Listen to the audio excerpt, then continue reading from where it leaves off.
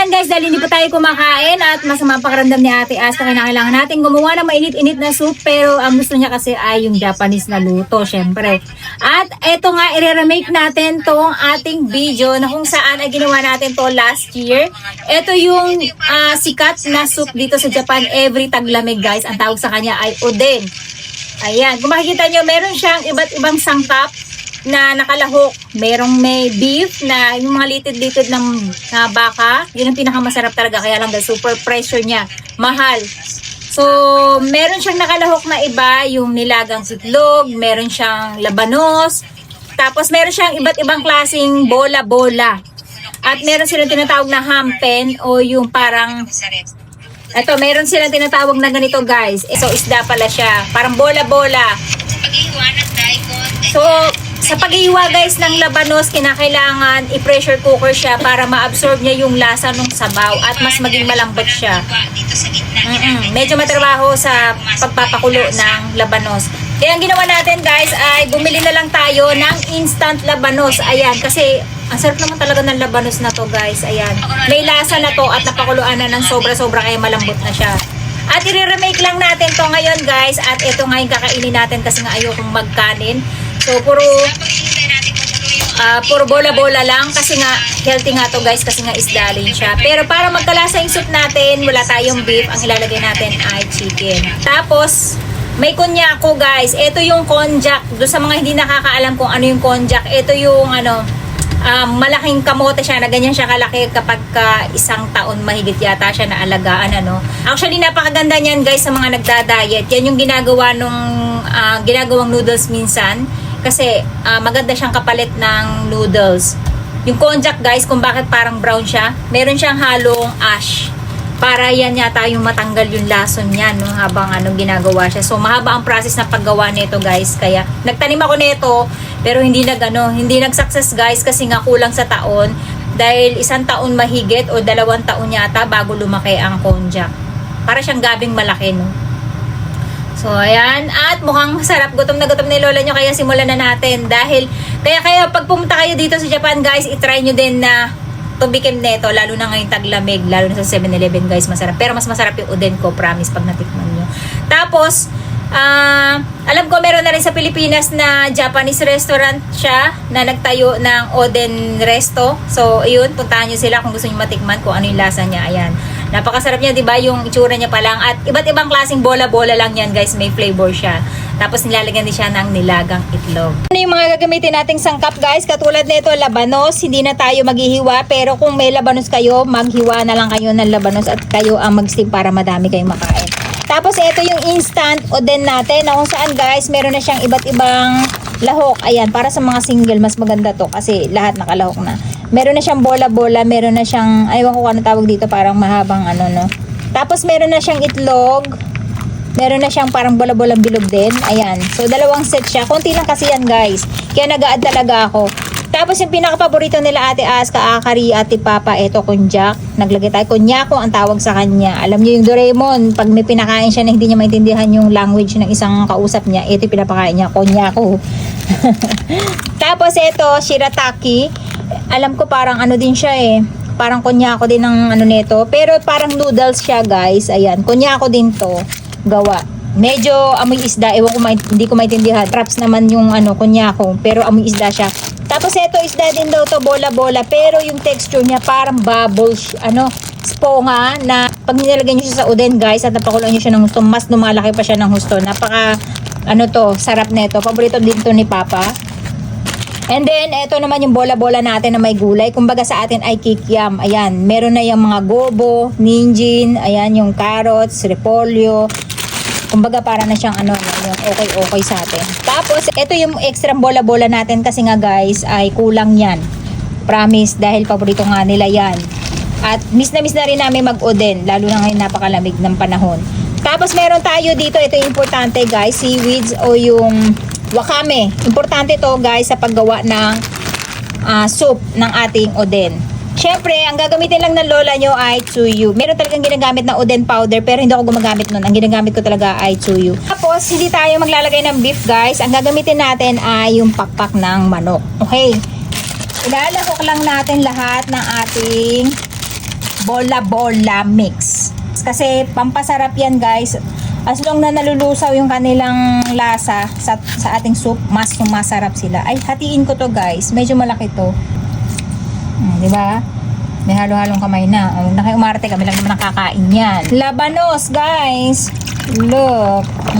So magandang tingnan yan kapag kasama-sama yung inyong soup. Nandito yung inyong labanos, nandito yung inyong bola-bola. Mas maganda silang tingnan kasi ganun sa 7-Eleven guys, nakahiwa-hiwalay, pero patinda naman kasi yun kasi nga per piece ang presyo niyan guys kapag binili nyo sa 7-Eleven or sa ibang shop. Napakadaling gawin nito guys. Bola-bola, kikiam, tapos labanos, itlog, and then litig ng baka. Yun lang ilalagay nyo, tapos gamit lang kayo ng tsuyu.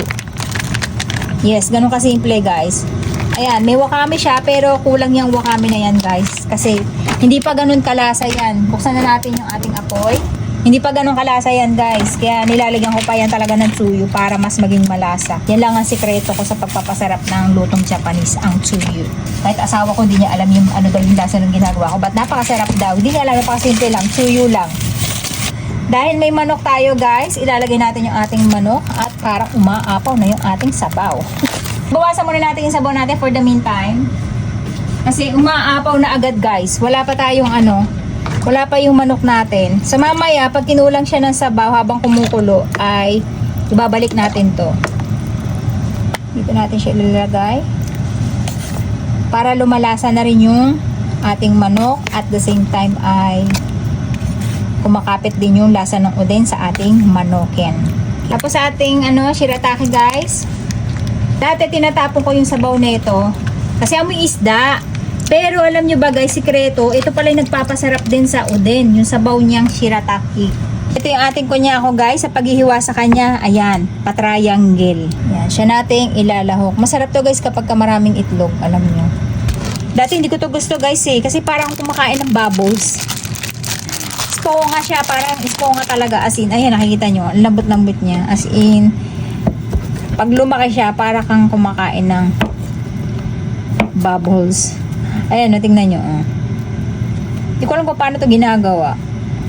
So, nililitan ko lang kasi ang laki nito guys kapag dumubo dun sa ating lalagyan. Wala na siyang space. Paborito lahat yan ng Japanese guys. Pakagastos niya pag bumili kayo sa 7-Eleven. Tapos, ito naman yung ating wakame. O yung seaweed natin, nakikita nyo guys, nag-aasin, ayan. Kaya na kailangan natin siyang hugasan. Actually, hindi to asin Ang ba tawag dito? Para siyang Ajinomoto, no? Ayan, makikita nyo, para siyang pearl, yung pang makeup. Ganun siya. Ito ang sekreto guys, bakit masarap ang udeng. Yung nagpapalasa nito. Tapos bubuhulin lang natin, ayan, pagkahugas natin.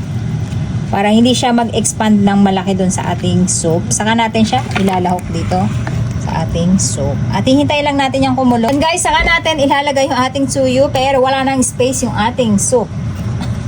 Pag kumulo to, apaw. So, babawas lang tayo ng konti para makapaglagay tayo ng tsuyu. Gutom na ako guys. Sko, wala nang space guys. Ano ba yan? Ito pag umapaw kasi, lalabas yung soup niya. Baka umapaw dito sa ating kaldero. Kaya yan, kailangan ang tabayanan ng lola nyo. Ayan guys, kumukulo na siya. Inaantabayanan ng lola nyo at baka umapaw. Ayan, palabas na nga yung kanyang naan natin yung apoy. Kasi wala tayong kalderong malaki. Pinakamalaki na yata to. Actually, yung yung pressure cooker ko guys, malaki. Kaya lang ang problema, may laman. Kaya yan, umaapaw tuloy yung ating udin. At titikman lang natin pag naluto na yung manok. Guys, titikman natin kung kailangan natin ng lagyan ng tsuyu. Sarap! Guys, ang sarap. Di mo na tayo maglalagay ng tsuyu kasi nakita nyo apaw na apaw pa. Medyo naiiga na siya. Nag-add tayo ng itlog kaya umapaw na naman.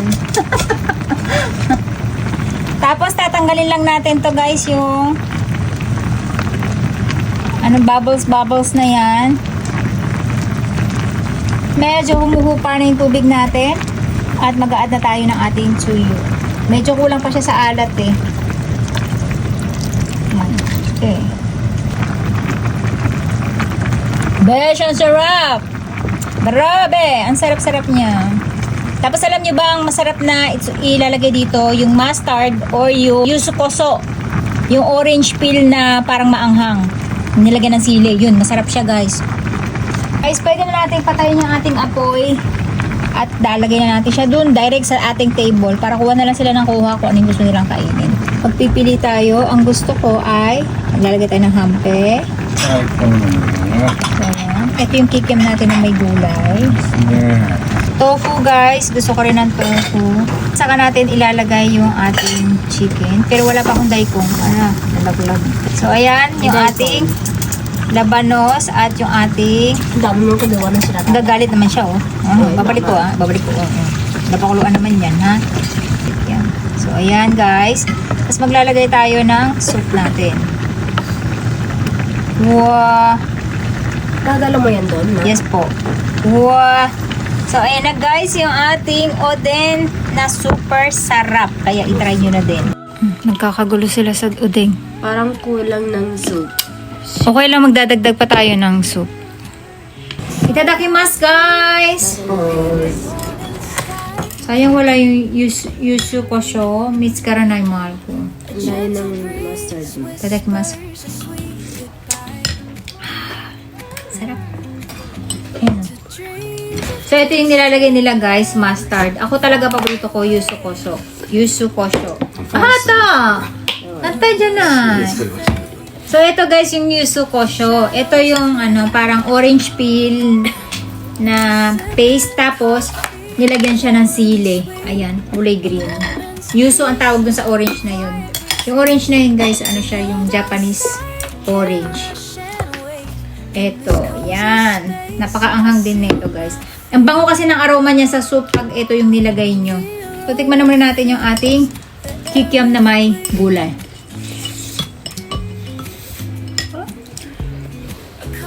Kuro ichiban daisuki. Sarap. Egg. Tamago? Sa Ate Aska, itlog daw. Oden wa tamago aru yun dayo. Pero hindi yun yung pinaka-specialty niya. Ito yung binibili nila sa 7-Eleven. Sarap. Mabenta sa 7-Eleven eh. Yung egg. Tsaka daikon. Lahat, daikong kote. Mama ako nagbibenta. 7-Eleven kasi siya nagtitinda guys. Mabenta. May oden na ngayon, di ba? Malamig na kasi. Dati pa yun. Pag taglamig lang kasi ang oden sa 7-Eleven. Pag natsu, wala. Sarap. Sarap na. Si Ate Akari, anong paborito mo sa odeng? Ryu na hige. Ryu na hige. Ito, yung shirataki oh. Guys, ito naman yung kikim natin na may bordok o yung tawag dito.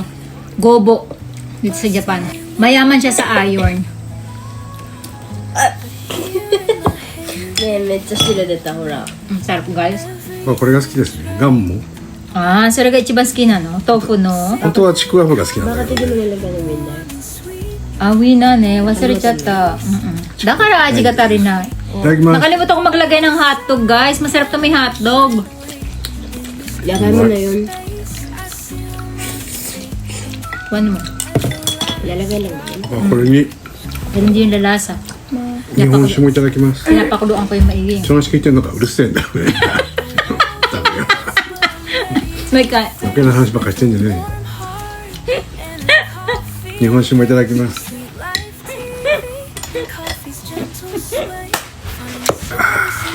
まい。はい、します。 Wala nakikinig. Puro winner yung inuusap. So, maglalagay tayo ng hotdog, guys. O, actually, steam na naman tong hotdog. Pero, ang ginagawa ko, kaya pala sabi ko, may kulang. Kasi ang ginagawa ko, kasama kong pinipressure cooker tong hotdog para lumabas yung katas niya. Kasi, guys, yan yung nagpapasarap, yung hotdog na to. Pero, ang hotdog ng Japan na to, guys, ha, hindi yung hotdog natin. Ang lamig. Ano ka ba? 温めた方がいいんじゃないの。 レンジで温めるとした方が。 そうね。このまま入れたらダメだろ。 Nilagay ko na dito. Sumita ka ta. Wala akong gagawa. Nilagay ko na dyan. Lalamig yung soup natin. 冷たいだけだ。 Ako pa, may Ang lagnat hirap, ako. Alam nyo guys, pag kumain ka ng uden, hindi nyo na kailangan kanin. Kasi dito pala masosolve na kayo. Ang sarap ng manok. Sarap guys. Sobrang sarap. Mark. So yan guys, magko-concentrate muna kami Bye-bye. para makarami kami. Bye-bye! Try nyo din. Ang sarap.